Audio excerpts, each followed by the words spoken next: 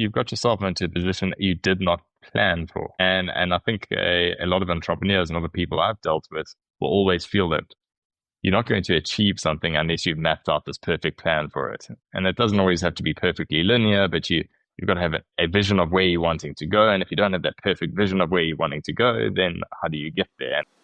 Welcome to King Moves. In chess, the king moves one step at a time, but that single move can change everything. Each week, we explore mindset shifts and simple actions that could lead to the next breakthrough in your business and life. I'm your co-host, Ethan King, from Atlanta, Georgia, USA. Entrepreneur, TEDx speaker, and best-selling author of Wealth Beyond Money. And I'm your co-host, Justin King, no relation to Ethan, from Cape Town, South Africa. Entrepreneur, speaker, and business growth strategist. Our journey crosses continents and cultures as we think out loud, challenge assumptions, and uncover the small moves that create big momentum. Welcome to King Moves. Let's start the conversation. All right, Ethan. So you and I were just having a brief catch-up before hitting record. And I said, whoa. Let's speak about what we were about to speak about and let's record it. Let's turn it into an episode. And that was this idea or this concept of kind of building a business by accident or opportunities, almost said opportunities falling in your lap. It's not necessarily that. It's off the back of the work that you've been doing and now the work that is coming your way. And you are in that position where there's been more, I'm going to call it marketing agency type work coming your way. But more specifically, your lens on it is putting an AI flavored marketing agency and offering AI flavored marketing solutions to your customers that you're working with. And you made an interesting comment. You said it's not what I set out to do. I know you've always enjoyed obviously the AI side and you've enjoyed the marketing side, and it's something that you're passionate about. But all of a sudden, it seems like there's quite a demand for what it is that you're doing, and you find yourself possibly scaling another business. So I'd love to hear more about that and dive into that as a topic. Yeah. So as you know, I got started in this because I'm in a non-tech business, but I learned tech, let's say 15 years ago, and implemented it in my own business to grow it. So now I've been speaking about AI and automation. And what I've found is over the past couple of years, a pattern. Like I'm speaking to people like me, non-techie people who I'm like, you can do this yourself. You can implement this yourself today and grow your non-tech business. And I'm very passionate about teaching and inspiring others and showing them practical ways to help them to improve their own lives and businesses. Something that happens is a lot of people will be like, okay, that's great. Now I'm fired up. I know what we need to do. Now, can I just hire you to do it for me? And that was not my intention starting out. I'm just passionate about the strategy and the teaching part of it. Not so much, I didn't want to go down the agency road, but I found myself working with some pretty impressive clients, and I have taken on some agency work doing AI and automation. And one thing I teach, Justin, is think about AI differently. Don't think about it like tech. Think about it like building digital team members to help to work alongside your human team members. And each of these digital assistants, these digital team members handle specific tasks in your business. So now you can delegate to AI agents or whatever you want to call them. So we started building those out for people, and that has become the agency. And at what point did you decide to start taking this work on rather than saying, no, that's a distraction from my speaking and a distraction from the other work that you're doing and a distraction from your existing businesses? What has made you say, okay, I'm going to lean into this? It kind of happened gradually over time with do a keynote or a workshop, and there's someone in the audience who will reach out to me, book a consultation, and then ask if I can do it for them. And honestly, at first it was a little bit of a twisting of my arm. I actually said no the first time. I was like, nah, I don't do agency work. And then they kept asking, like, no, I want to work with you. And I'm very honored. That's very gratifying to hear. So I thought about it. I'm like, okay, well, this is cool. It'd be fun to work on. It would be fun to actually build it. I like this other individual. So I do have the benefit of being able to be selective about which clients I take on. And I also want to be sure that my team can handle the workload. So, I have a couple of assistants that work with me, and I want to make sure that it's in alignment with our core values and that what we take on. I'm not just saying yes to anyone. I remember very early in my business, some 25 years ago, I would say yes to everything because I needed the money, still trying to figure things out. So I'm fortunate to be in a position to where I can be more selective now. So I decide who I'm going to work with and who I'm not going to work with. But over time, like saying yes that first time and then realizing, oh, okay, this is kind of fun. This is enjoyable. It's also pretty lucrative. And then I'll say yes to another one. And now I've had a pretty full roster of clients on the agency side. So I'm thankful for that. And as you lean into it more and you give it more thought, where do you think your head is at around what is it that you want to build there? What do you want this to become? We shall see. We'll see what 2026 has and beyond. To be honest, I don't know. I'm not sure yet. We'll see. We'll see where this leads. I did not anticipate being here a year ago, but I'm thankful for it. So we'll see. We'll see where next year takes us. I do plan on continuing to automate processes, double down on what's working, and doing more of that. Just like in my other businesses, cutting out things that have friction and that I don't enjoy doing, and then doubling down on the things that are, as Joe Polish likes to say, easy, lucrative, and fun. So I don't know if you follow Joe Polish of Genius Network, but he has this saying about most entrepreneurs are in a half business, HALF, hard, annoying, lame, and frustrating. So get out of that half business and get into an ELF business, easy, lucrative, and fun. And that's where I'm at now. And I want to make sure that I stay in that zone because my business has definitely went through seasons where it feels like a half business, hard, annoying, lame, and frustrating. So, as I get older, I have to be more judicious with my time. And that's all I want to do is ELF stuff. So I love that. And I haven't heard it previously. But what I want to maybe focus on and go back to is you've got yourself into a position that you did not plan for. And I think a lot of entrepreneurs and other people I've dealt with will always feel that you're not going to achieve something unless you've mapped out this perfect plan for it. And it doesn't always have to be perfectly linear, but you've got to have a vision of where you're wanting to go. And if you don't have that perfect vision of where you're wanting to go, then how do you get there? And once you've got the vision, then you've got to scale it back all the way to typical operating systems, business operating systems, scaling up, strategic coach, EOS, whatever you're wanting to call it. It's the vision and then scale it back to your next 90 days. And what's happening on your side is almost blowing that out of the water. I'm not saying that you shouldn't do that, but things can also materialize and happen quite organically. And we've got to know when that's happening and when to lean into it. And I know you are, you've spoken about automation. I know you are a process guy. And I know in one of our previous episodes, you've also spoken about reflection and planning and looking back on where you've been previously and mapping out where you're wanting to go to from here. So how does this fit in with the way you usually operate? Because you haven't planned for it. It's something that's not necessarily unexpected, but it wasn't what you set out to achieve. Yeah, what's interesting, Justin, as I look back on my life, it's a pattern. This is the same way I ended up in my first business, which was Stuff for Greeks. And it started as a school project when I was in college, where we had to create this fictitious company and design the website and the logo and the brand and all the marketing collateral around this fictitious business. So at the time, I had just recently pledged my fraternity, and I decided I was designing all the stuff for the Greeks on campus.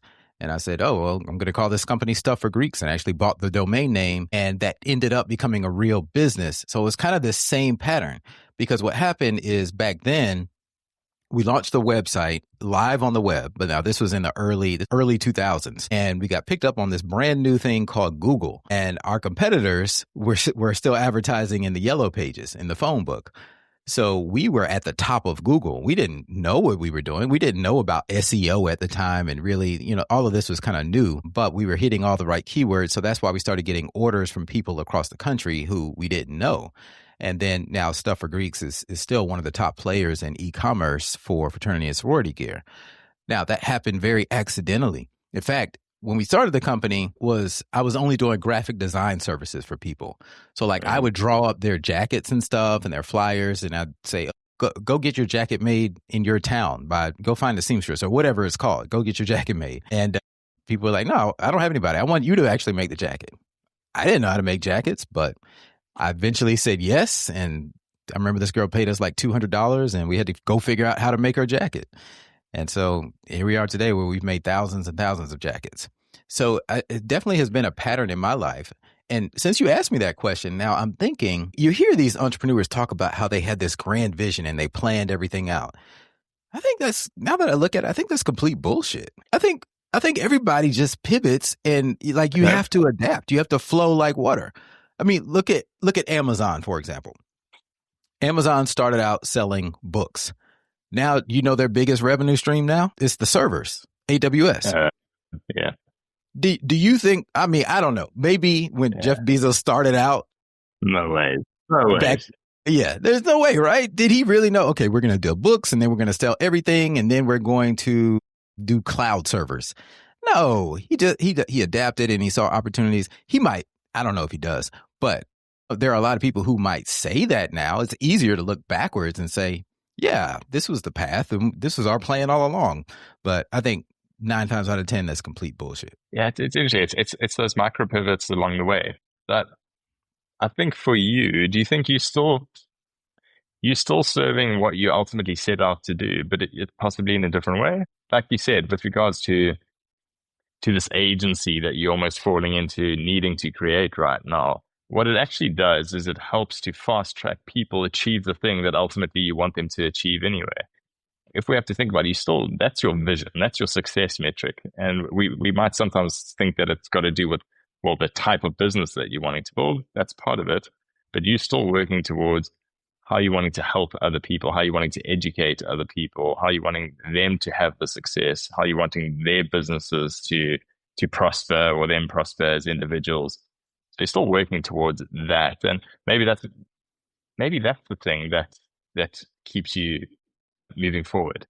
It's still ultimately, it hasn't changed what that ultimate goal is of what you're wanting people to receive from you at the end of the day. Just the mechanism is slightly different to that which you had envisioned originally. Yeah, that's fair. And there's also, if I'm being honest, like in the back of my mind, I'm thinking, well, if they don't hire me to do it, they're going to hire someone to do it. So it may as well be me.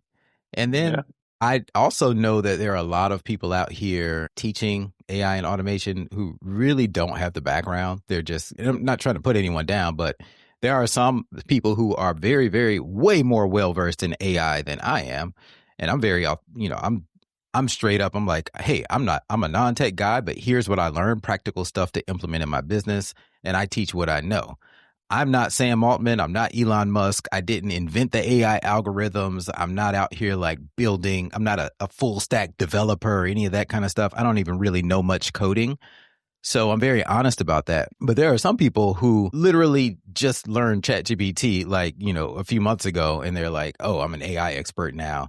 So I say that because I don't want, if I care about the success of my clients or anyone that I've taught, I don't want to see them waste their money either. So I'm like, I might as well help them and make sure that they're getting it done right. So if we had to start wrapping this up in a king move or a lesson or a realization that you've had, and like you've said, if you think back now along your career, this is a pattern and you've noticed it more often than not. So what do you think it is about the way you've approached opportunities that's allowed you to create a pattern and recreate this, where you've been moving towards something, then noticed other opportunities along the way, which has allowed you to grow businesses in the process of doing that? Yeah. I would say first, depends on what stage you are in business. But for me, like start out just passionately sharing or doing whatever it is you're interested in, but then pay attention to signals from the universe and listen to what your customers are asking for,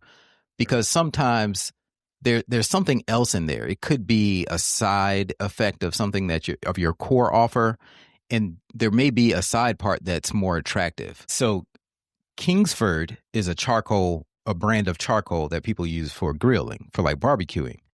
Well, that was a byproduct. Kingsford was actually Henry Ford's cousin, and the charcoal was a byproduct of the Ford cars being manufactured. So at first they thought they just treated it like waste. But when you take that waste as a byproduct and that now you actually sell it, you have a whole industry of charcoal. That's just one example of how we have to pay attention to byproducts of things that we do in our business. So for me, and this applies to service-based businesses too. So for me, with the speaking, the byproduct ended up being actually doing the agency work, and I leaned into that. With the Stuff for Greeks business, originally it was the design work that I was doing, and as a byproduct, jackets were just one small part of what we were offering, the jacket design, but then that ended up becoming a main line. So my king move for people would be, look at what you're doing and listen for what demand and needs and where there's a void in the marketplace. And perhaps there's a byproduct of your main offer that you could lean into as another revenue stream. Yeah, I love that.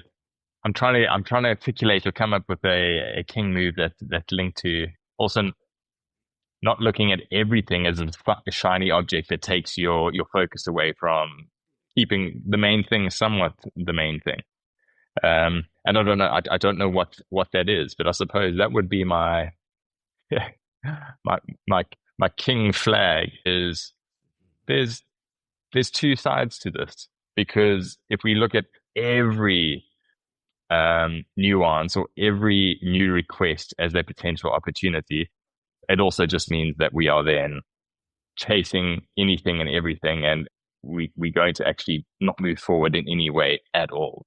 So be on the lookout for real opportunities, but also be where the faux opportunities is possibly a way to say it, because that means we're going to be dead in the water. You bring up a good point, and your king move is kind of a counter to my king move, because we have to watch out for that shiny object syndrome. And I agree with that 100%. One thing I didn't say that I should have said is that these requests were repeated over and over and over again. It wasn't just one person said, hey, I want this, and then I decided to go all in on that. It's when I kept hearing it, and you keep getting this repeated nudges from the universe, that's when you need to pay attention.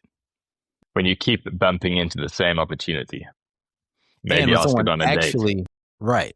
And when someone actually pays you money for it, not say they would pay you money, but actually pays you for it, there we go, multiple times, then you know that you have something that's viable in the marketplace. So don't just go off of a hunch, and don't just go off of one request or one suggestion. So thanks for bringing that up. Yeah, amazing. I appreciate you sharing your story. That's a wrap for today's episode of King Moves. Quick favor before we go. If this episode made you think differently or helped you see your next move more clearly, take 30 seconds and leave us a review. It helps the show reach leaders who need these conversations. Remember, in chess, like in business, one right move can change everything. Take today's action step, make your move, and build momentum. And if you found value in today's episode, share it with someone who's ready for the next breakthrough. Don't forget to subscribe so you never miss our weekly conversations. Until next time.